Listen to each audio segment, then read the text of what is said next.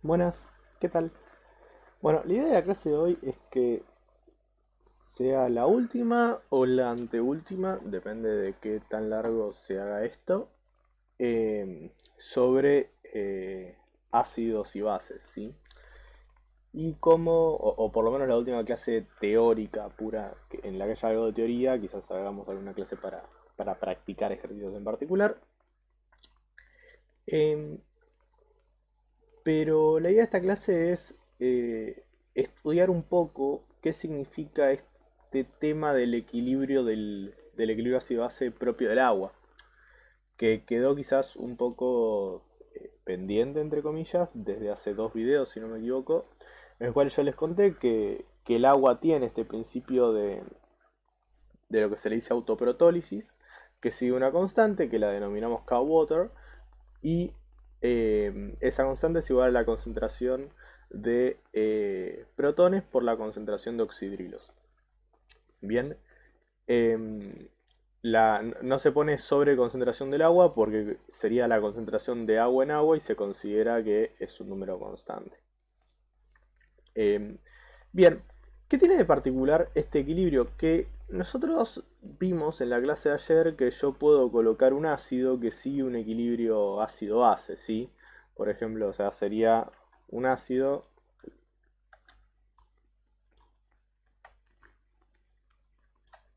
por ejemplo, un HA que me da A menos más H más. Sí, esto lo vimos la vez pasada y esto tiene una constante de acidez que sería igual a la constante de A menos por la constante de H más, todo esto dividido la concentración, dije constante, ¿no? La concentración de A menos por la concentración de H más, dividido la concentración de ácido que haya en el equilibrio. Esto lo vimos bien en la clase la clase anterior, ¿sí? Eh, Permítanme no hacer la línea y se entiende que esto está dividiendo, ¿no? Que esto es el denominador y esto es el numerador. Bien, la pregunta es la siguiente. Si yo meto un ácido en una solución acuosa y se genera esta disociación, ¿qué equilibrio predomina? ¿Este o este? ¿Cuál va a ser, cuál va a ser el que funcione? ¿Cuál se va a seguir? Bueno, la respuesta es que ambos. ¿Sí? Los equilibrios siempre se cumplen. Los que se van a adaptar van a ser las concentraciones que impliquen esos equilibrios, de manera tal que esos equilibrios se cumplan. Pero todos los equilibrios se cumplen en simultáneo. Entonces, por ejemplo, yo podría usar esto para despejar la concentración de protones y con la concentración de protones sacar la concentración de oxidrilos aplicando este otro equilibrio. Eh, por si no recuerdan, eh, la K-Water dijimos que tenía un valor de 1 por 10 a la menos 14, es el valor de K-Water. ¿Sí? Pero ambos equilibrios se van a cumplir. Y de hecho, nosotros hemos trabajado con este equilibrio de manera implícita en ejercicios anteriores. ¿Cuándo? Ustedes se acuerdan, espero que se acuerden, que yo les dije que el pH sumado al pOH me daba un total de 14. ¿Bien? Y P de algo significa menos el logaritmo de ese algo, ¿bien? Entonces, fíjense que yo puedo agarrar esto,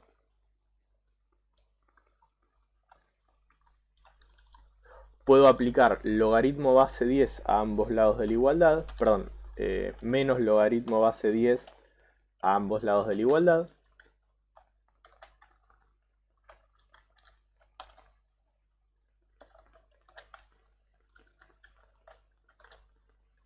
por propiedades de logaritmo que deberían saber.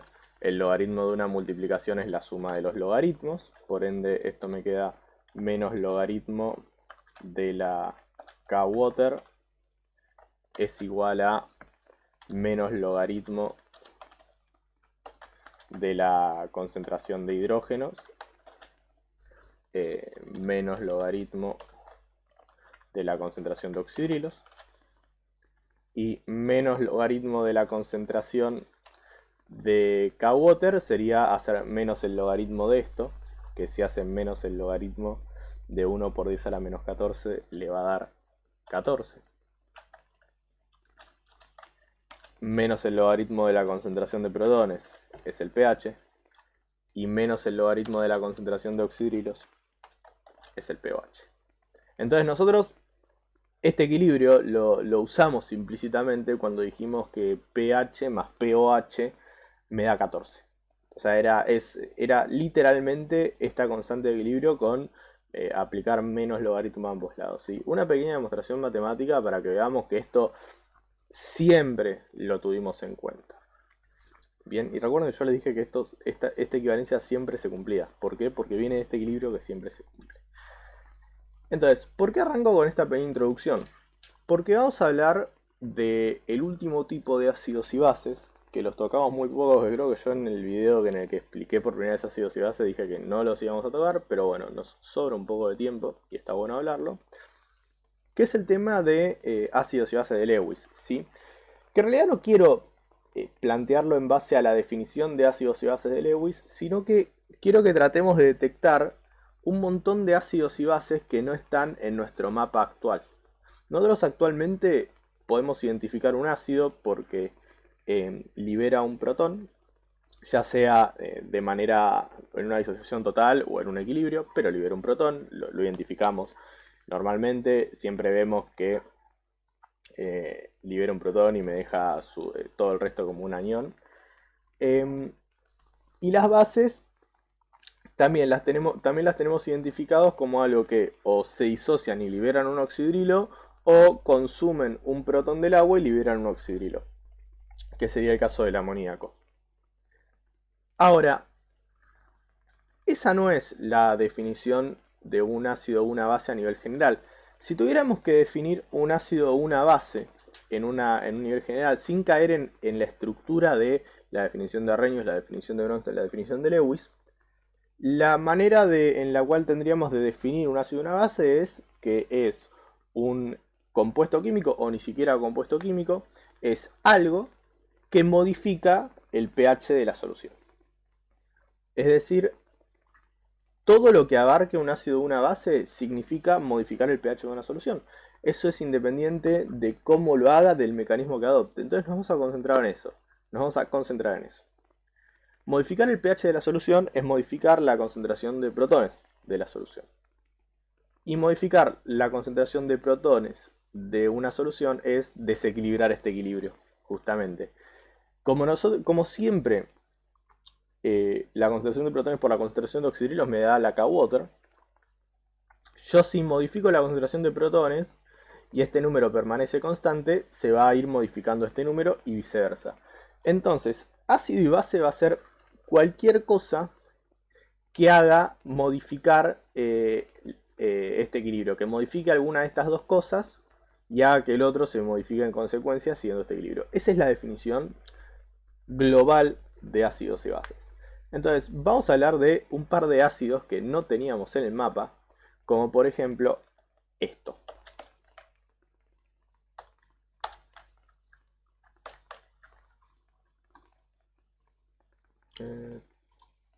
Por única vez voy a hacerlo en superíndice para que se note bien lo que quiero decir. Esto es el ion titanio 4+, ¿sí? No, a priori es simplemente un ion que no tiene mucho sentido que esté en esta sección de ácidos y bases, ¿bien? Ahora, ¿qué pasa? ¿Se preguntaron una vez qué pasa cuando yo tiro un ion en una solución? Cuando yo tiro un ion en una solución, entran en juego unas ciertas características, ciertos factores que pueden ser importantes o no. Por ejemplo, nosotros vimos que cuando yo tiro un ácido fuerte, por ejemplo el ácido clorhídrico, y este ácido se disocia, y podemos plantear que se disocia completamente en cloro menos y H+, nosotros sabemos que este cloro no influye en absolutamente nada, ¿sí? Es un ion que es bastante inocuo, que se mantiene bastante al margen de todas las reacciones. O sea, es un ion que en solución acuosa no hace nada. Ahora, eso no pasa con todos los iones. Justamente en iones de metales bastante pesados, que son los metales del bloque D de la tabla periódica, como el titanio, el hierro, por ejemplo, estos tipos de iones no es que los puedo tirar en una solución acuosa y que no pase absolutamente nada. ¿Qué pasa con este tipo de iones cuando yo los coloco en una solución acuosa?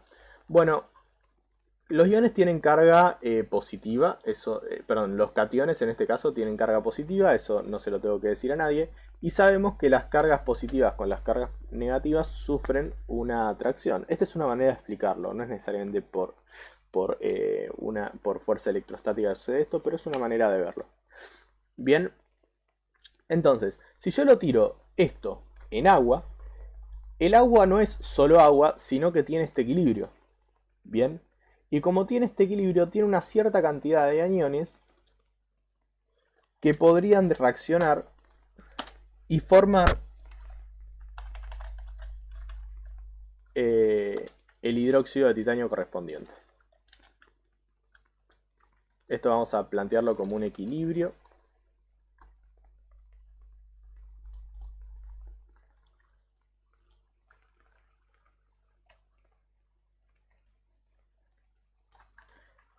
Podrían formar el hidróxido de titanio correspondiente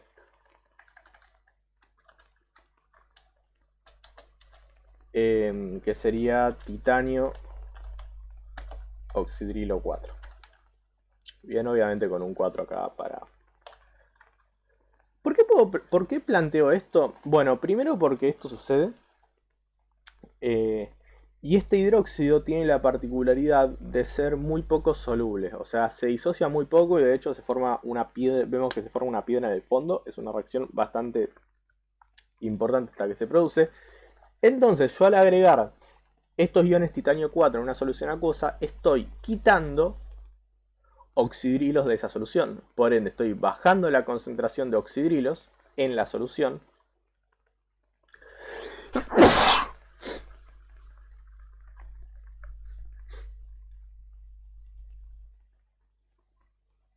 Y si baja la concentración de oxidrilos y esta constante se mantiene constante, para la redundancia, tiene que estar subiendo la concentración de protones. Y si algo me sube la concentración de protones, es un ácido, porque está disminuyendo el pH. Entonces, el ion titanio 4 se lo puede considerar un ácido. ¿De qué tipo? Es un ácido de Lewis. Nosotros habíamos visto que los ácidos de Lewis eran aquellos que consumían protones de una solución. Perdón, electrones de una solución. Bien, ahora, la palabra no es consumir, sino atraer. Y no estamos hablando de electrones, digamos, de una transferencia de electrones, como por ejemplo en un enlace iónico, sino que estamos hablando de atraer los electrones de otras moléculas, como es este caso una molécula de este ion OH-, que sabemos que si hiciéramos la Lewis de esto, sabríamos que el oxígeno está bien rodeado de electrones, y este ion titanio 4 interacciona con esos electrones del oxígeno y termina formando este tipo de uniones. Esa es la idea de un ácido de Lewis, ¿sí? La idea del ácido de Lewis es atraer las moléculas cargadas de electrones, como por ejemplo un oxidrilo, y en base a eso generar una subida del pH, perdón, una bajada del pH, una subida de la concentración de protones y una bajada del pH. Bien, entonces, los iones de metales pesados, como el titanio 4, el hierro 3, van a generar este efecto, ¿sí? Y de vuelta, esto es ayudado también por el hecho de que este hidróxido es sólido, no es, o sea, precipita muy fácil en solución acuosa, ¿sí? Entonces estoy sacando mucho hidróxido de la solución. Bien, entonces está bueno Primero, porque vemos cómo es este tema de los ácidos de Lewis, pero más allá de ácido de Lewis y un ácido de Lewis, es porque vamos a una definición mucho más amplia y mucho más precisa, por más que suene contradictorio, de lo que es un ácido o lo que es una base. Ácido es todo lo que haga bajar el pH y base va a ser todo lo que haga subir el pH. Otro ácido de Lewis, los ácidos de Lewis son, además de cationes pesados con mucha carga, cationes metálicos pesados con mucha carga, son fundamentalmente especies que se las considera deficientes en electrones, o sea que están hambriendo todo el tiempo de un electrón para estabilizarse.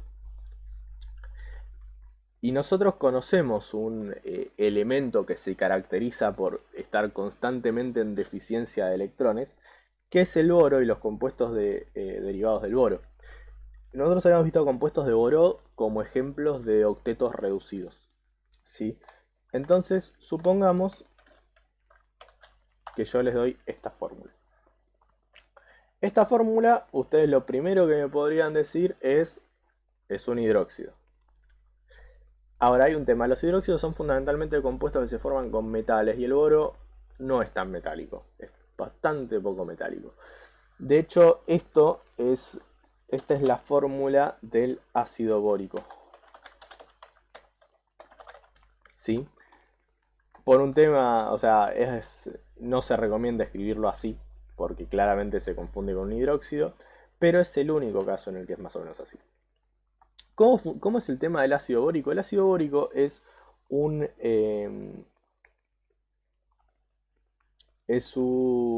compuesto que no funciona disociando protones, ¿sí? La Lewis de este compuesto, por ejemplo, es el boro en el centro, el oxígeno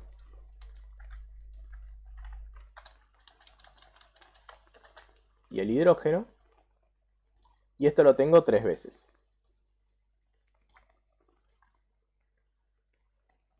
Sí, esto vamos a pasarlo así.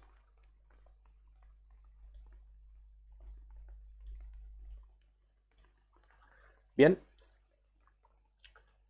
Entonces forma un enlace, otro enlace acá, otro enlace acá, otro enlace acá, y cada oxígeno tiene 2 electrones libres, ¿sí? No estoy haciendo el proceso de cómo hacer la Lewis de esto, primero porque nada, no viene tanto al caso, y segundo porque a esta altura ya lo saben hacer, o por lo menos saben la lógica que manejan estas cosas. Bien, cualquier duda igual la pueden consultar y eso. Pero no me centraría tanto en no entender esta Lewis, ¿sí? Bien, pero la Lewis es esta. ¿Qué podemos observar? Si nos ponemos a contar electrones, vemos que el boro queda con una deficiencia de electrones. Es un octeto reducido, ¿sí? Del que es bastante clásico el boro. ¿Por qué sucede esto en este caso? Porque gana, digamos, el concepto del oxígeno estando estabilizado que el boro estando desestabilizado. Por eso no se forman dobles enlaces ni nada parecido. Entonces, el boro nos queda con un octeto reducido, ¿sí? Ahora, no es gratis tener un octeto reducido en una estructura, que una molécula tenga un octeto reducido. Si tiene un octeto reducido significa justamente que necesita electrones para estabilizarse. Yo me acuerdo que cuando les expliqué el octeto reducido le dije que eran moléculas particularmente inestables. Entonces, ¿qué va a buscar esta molécula cuando yo la coloque en una solución acuosa? Bueno, va a tratar de agarrar algún electrón de donde venga, ¿sí? ¿Y dónde va a encontrar electrones? Precisamente en estas especies OH-. Bien, también lo podemos ver como el camino inverso de un puente de hidrógeno. El puente de hidrógeno, no sé si se acuerdan, pero era un enlace entre un hidrógeno y los electrones de otra molécula de agua. Bueno, acá el enlace, entre comillas, es directamente con el oxígeno de la molécula de agua. Entonces, ¿qué va a pasar? Supongamos que yo tengo una molécula de agua dando vueltas por acá.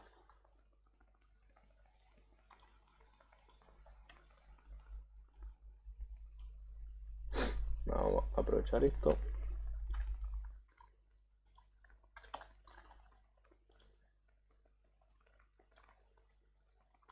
Tengo una molécula de agua acá con esta estructura de Lewis, ¿sí? Entonces yo tiro este ácido bórico en una solución acuosa. Esto está muy deficiente de electrones, por ende va a atraer cualquier cosa que tenga muchos electrones. ¿Qué tiene muchos electrones en este caso? Bueno, vemos que los oxígenos de la molécula de agua. Entonces lo que se va a formar es un enlace entre este boro, vamos a hacerlo así,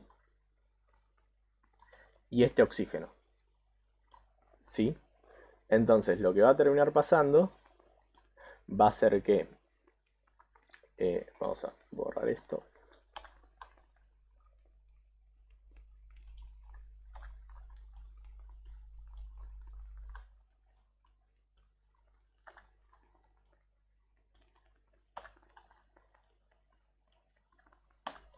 Lo que va a terminar pasando va a ser que se va a terminar uniendo este oxígeno a este átomo de boro, y para eso va a cortar este enlace con el hidrógeno, porque acá está con el octeto completo y no puede adquirir un octeto expandido.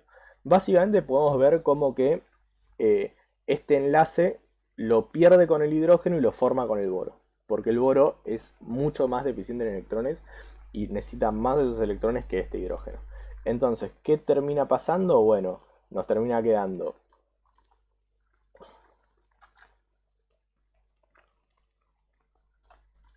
esto con un enlace más,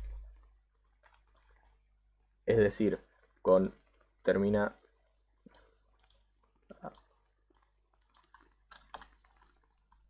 enlazado a este oxígeno.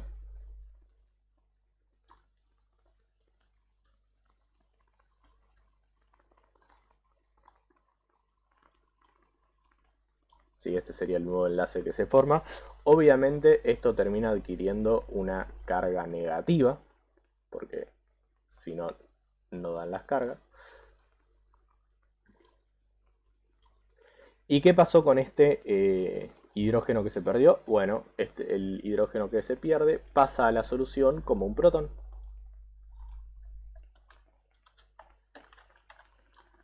Bien, entonces, en todo este proceso, lo que terminó pasando es que se terminó liberando un protón a la solución. Si se libera un protón a la solución, aumenta la concentración de protones. Si se aumenta la concentración de protones, disminuye el pH y por ende es un ácido. Entonces, fíjense que más allá de la manera en la cual también, perdón, también podemos imaginar esto como este proceso más simple, ¿no? Que simplemente come un oxidrilo. Básicamente lo mismo. Pero lo importante es que podemos, con todo esto, terminar razonando que no importa el mecanismo para definir si algo es ácido o base, importa justamente el resultado. Puede haber cualquier mecanismo de por medio, pero si disminuye el pH es un ácido. Puede ser otra cosa además de ácido, ¿no? Por ejemplo, la vitamina C es el ácido ascórbico, es un ácido, pero aparte hace otras cosas que no tienen que ver con que sea un ácido. Pero si disminuye el pH es algo que tiene una característica ácida, e independientemente de si, si el protón lo libera por disociación, si consume oxidrilos del agua, si consume agua liberando un protón, lo que sea, ¿sí? Entonces, esto es todo por hoy. Es básicamente una clase para quizás, no sé si la palabra de reflexionar, porque tampoco vamos a reflexionar sobre ácidos y bases, pero sí pensar cómo aplicamos las definiciones, ¿bien? O en qué nos vamos a preocupar a la hora de darle una etiqueta a algo. Entonces, para ácidos y bases, solo nos va a importar su efecto sobre el pH, y eso va a ser independiente de lo que liberen o lo que disocien, ¿sí? Si me quieren, de vuelta, no se queden con dudas sobre esto. Sobre todo sobre esta última parte, no hay problema. Eh, Así que, o sea, esta última parte tiene un mecanismo medio extraño, así que lo podemos ver, lo pueden consultar, no hay ningún tipo de problema realmente. Así que bueno, esto ha sido todo por hoy. Hasta la próxima.